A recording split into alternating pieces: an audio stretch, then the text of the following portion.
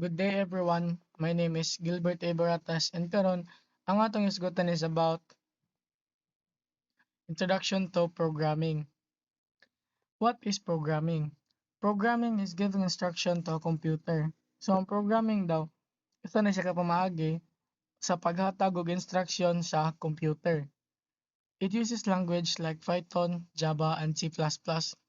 So ang gamiton nato diri nga language is mga programming language is Python, Java, C++, and daghan pa uban nga mga programming language. Computer don't understand human language, so programmers use codes. So ang usa ka computer, dili na siya makasabot og kanang normal na language sa tao. So para makahatag dag instruction sa computer, kinahanglan nato magamit og mga codes. It uses to create software, apps, and websites. So ang programming isa na siya ka major help para makabuhat og software, apps o websites.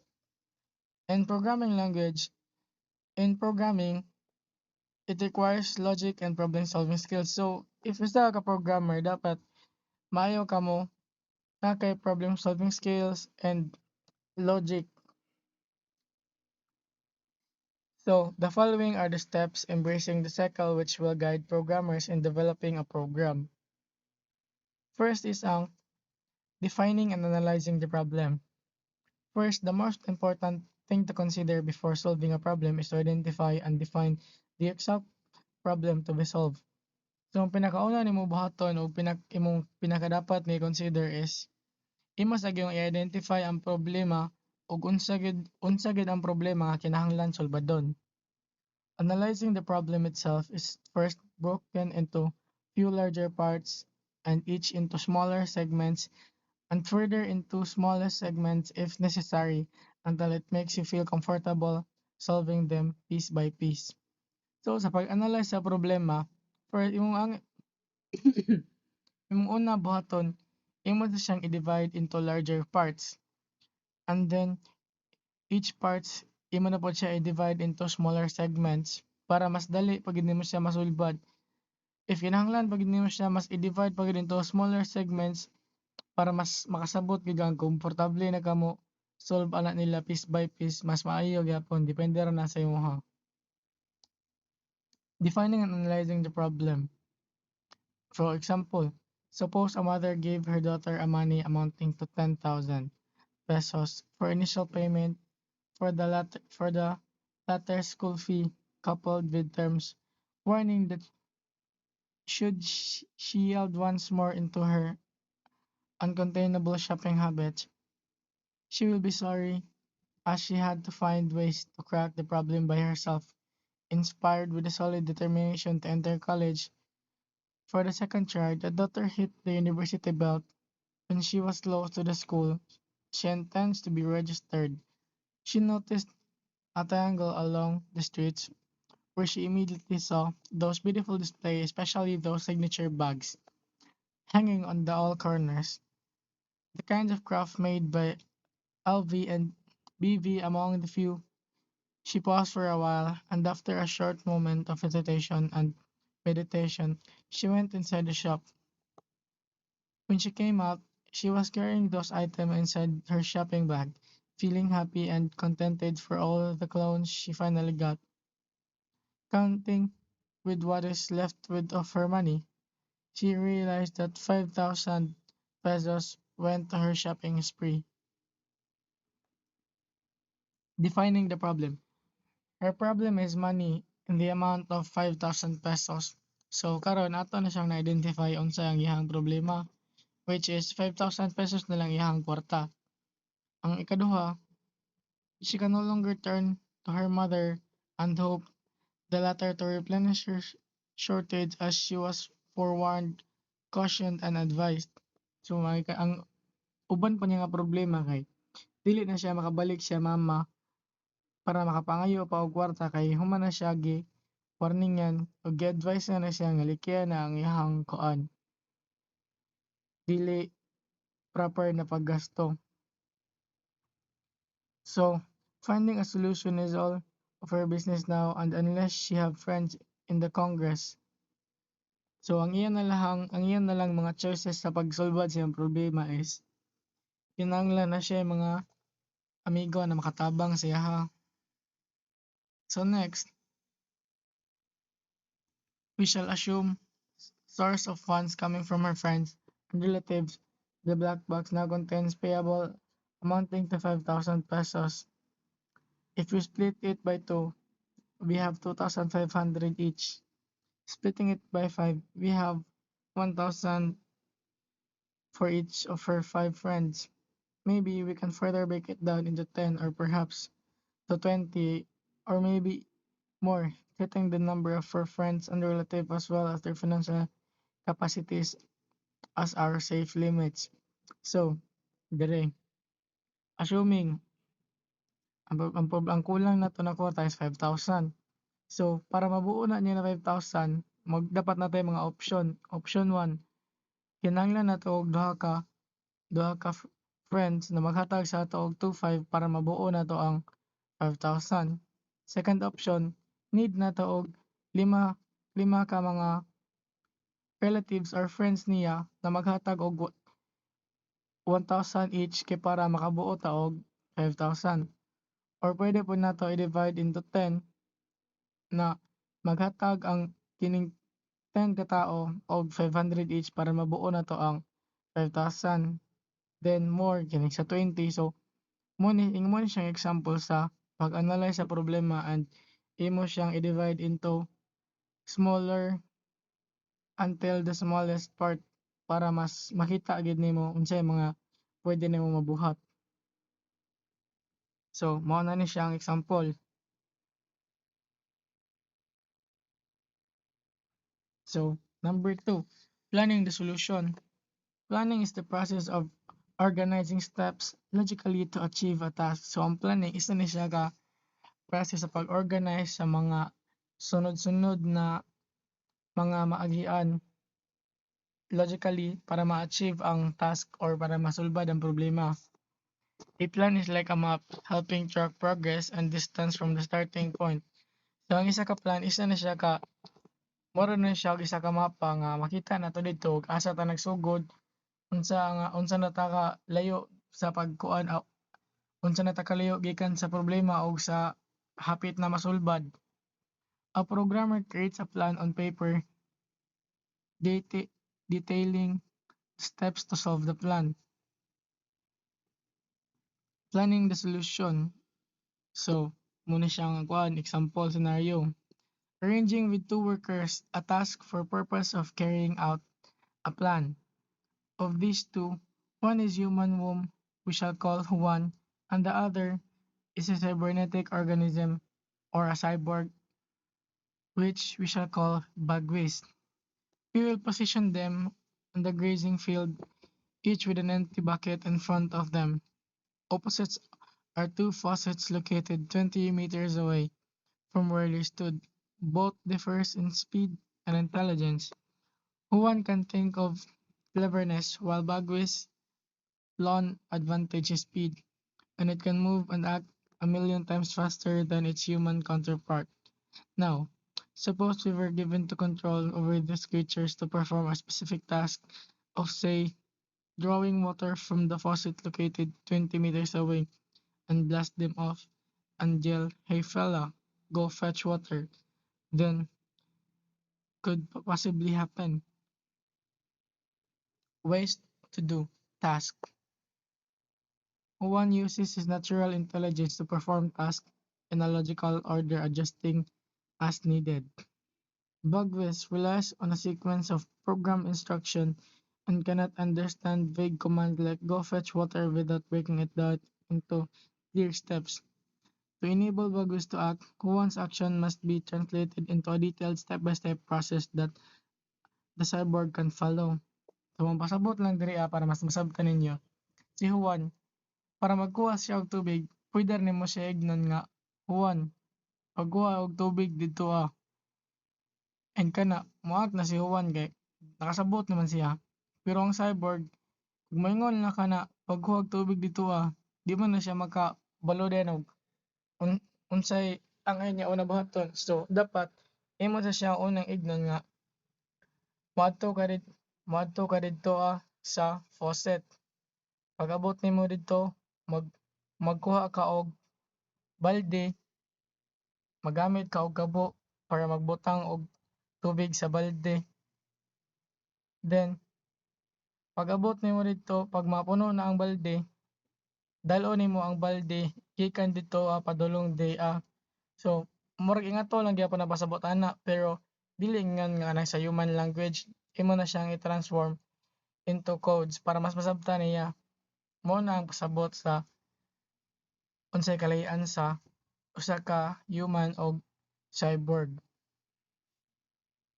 O pareha ani. Mo na siya ang kuan, ang sunod-sunod na instruction para makasabot ang cyborg para ma-execute niya ang atong gusto ipabuhat siya. Pick up the bucket, walk over to the faucet, put down the bucket, move the bucket under the faucet, open the faucet, check if bucket is filled with water. If yet filled, take step 6 again. If filled, close the faucet, pull the bucket away from the faucet, lift the bucket, turn back, walk to the starting line, hold, turn back, put the bucket down, and stop. So, sa kini na instruction mo ni ang masabtan atong cyborg nga si Bagwis. Unlike ni Juan, ug imo lang si Juan ignon nga Juan pagkuha didto og tubig tas balik din diri. So si Juan kadto-kadto lang ni instruction nakasabot na din siya. Intellectual disparity. Computers do not have the inherent intellect that humans use when performing tasks. They rely on programs which consist of series of steps based on human actions and then carry them out with remarkable speed and accuracy. So ang computer daw wala nila na-inherit kanang wala sila buot kay para mo-perform sila og task na pareha sa ato ang mga humans. Nagsalig lang na sila og unsay naka-program sa ila. Wala na sila nakabalo unsay tama, unsay mali. Ang ila lang if unsay naka-program sa ila, mao lang na ilang buhaton. Pero ang nakalamang sab sa computers is mas ma-perform nila ang task with remarkable speed and accuracy. Mora na ang kalian pero depende lang gyapon na if unsay naka-program sa ila nga buhaton. Modeling tool. So there are various methods to represent an algorithm to explain the concept and steps required to solve a problem. Two of the most modeling tools used by programmers in presenting is pseudocode and flowcharting. So mo ni siya ang most common na ginagamit nga tool sa pagmodel sa mga programmers ang pseudocode o flowcharting. So mo ni siya ang pseudocode. Pseudocode is a simple way to outline an algorithm using plain language using the steps needed to solve a problem before writing the actual code. So mo ni siya ang example sa pseudocode. Magsugod siya sa begin. Then, isulat ni mga instruction nga gusto ni may pabuhat.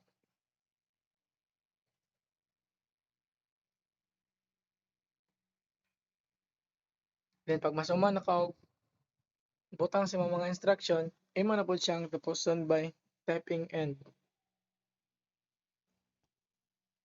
And mo po ni siya ang flowchart.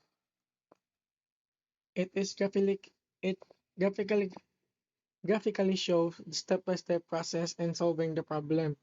So, ang kalahian sa pseudocode o flowchart is ang pseudocode is more on textual instruction siya. Unlike sa flowchart na mas makita nato diri or unsa gid ang dagan sa ato ang program kay ang each shapes diri sa flowchart is naa ni siya ay significant meaning. So mas masabtan nato ang flowchart unlike sa pseudocode. Coding the solution. This steps is crucial to program development. It is the stage where the defined procedure as described in pseudocode or visually symbolized by the flowchart is transformed into machine code through programming language. So, dili sa coding mo ni siyang pinaka-crucial part sa develop sa program. Kaya dili na nato i-perform or i-instruct og kung unsa to ang gi-describe or gi-represent sa pseudocode o sa flowchart. Ato na siyang i-transform into codes para mas masabtan siya sa mga machines or computers. Programming language. A programming language connects the programmer and the computer, bridging the gap between human and machine communication. So ang programming language mo na siya ang ginagamit nato or siya ang ato ang tulay para maka-communicate ta sa machines. Computer understand only binary numbers. So ang example sa binary numbers is 0, 1 only, which is their native language. To make communication easier, various levels of programming language have been developed, allowing people to interact with computers based on their skills and needs. First, assembly language. Assembly language is best for system software development as it is closer to the computer's native language. C language is a middle level language offering both the efficiency and assembly of the future of high level language. High level language like COBOL, Java, and Visual Basic are designed with English like syntax, making them easier for humans to read and write. 4 is ang test and debug solution. Compiled code generates executable files where source code is converted into object code. Source code consists of instructions written in English-like statement following the syntax rule of programming language. The source code has no meaning to a computer until it is translated into object code by a compiler, which is a program that converts the source code into executable code the computer can run. So there is a debugging. A process must be compiled to create objects or executable code. There is a debugging po, dire na to makita if ma-execute ba gid ang ato ang ma-execute ba gid ang ato ang program na gibuhat. Pakita po nato dire if na mga errors, na mga grammatical errors, if kanang na ba mga syntax errors, di na to makita sa debugging. So mo na ang process sa debugging. Source code, compiler, to object code. Direpod. Test run. Before using the program, a test run is done to fix output errors that were not caught during compilation. So before po na to magamit ang program, mag-test run sa ta para makita na to ang mga errors nga nakalusot sa ato ang during our compilation. Makita na to diri ang uban pa ng mga errors nga wala na to nabantayan during compilation na to. In the test run, test the data's input to predict the expected output. After testing and fixing any discrepancies, the program is executed again. If the output still doesn't match expectation, the program is corrected, recompiled, and then retested. So if pag test na to again, tas ang output is wala gyapon na match sa ato ang gi-expect na results, is kinahanglan nato i-correct ang program, mag-compile again, and then i-retest na po nato siya. So mo na siyang kuan, sunod-sunod. Test, during the test run, two common types of errors are usually detected. Then runtime error, logic error. Implementation. After testing, when the output generated with live data meet the required condition, the program is ready for implementation. This time, a real-time or live data is mounted and the program is executed behind the strict supervision of an implementing programmers. For the next 3 months, the output will be strictly scrutinized to make that no errors or errors even to slightest measure will be left unnoticed and uncorrected. Maintenance and documentation. Maintenance and documentation are essential once the program is managing the process.